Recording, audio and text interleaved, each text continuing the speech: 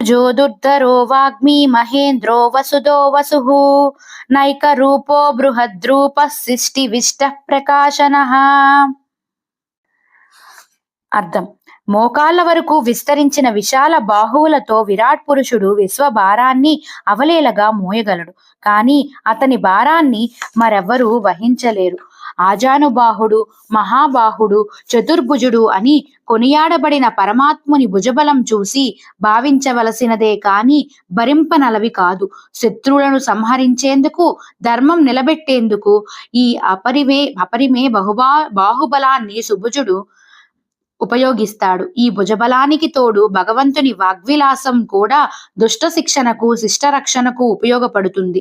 భుజబలం శరీరానికి సంబంధించింది, వాక్ సంపద మనస్సుకు సంబంధించింది. ఈ రెండింటినీ సమన్వయించుకున్న మహామహుడు మహేంద్రుడవుతాడు. సకల సంపదలను స్వాధీనం చేసుకుంటాడు.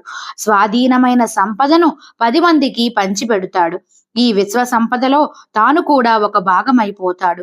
మట్టిలో ధాన్యమై, చెట్టులో కాయలై, జలములో సారమై, గాలిలో ప్రాణమై, నిప్పులో వేడి అయి, నింగిలో శూన్యమై, అంతటా అన్ని రూపాల్లో వ్యాపించి అన్నింటికీ వసతి కల్పించిన వసుమూర్తి వసుంధరకు వసుప్రదుడవుతాడు.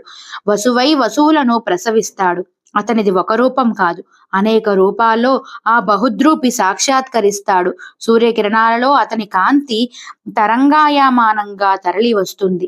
నిమిషాల్లో అంతరిక్షమంతా అతని తేజస్సుతో నిండిపోతుంది. ఎక్కడ వెలుతురు కనిపిస్తే అక్కడ కాంతిదాత సాక్షాత్కరిస్తాడు.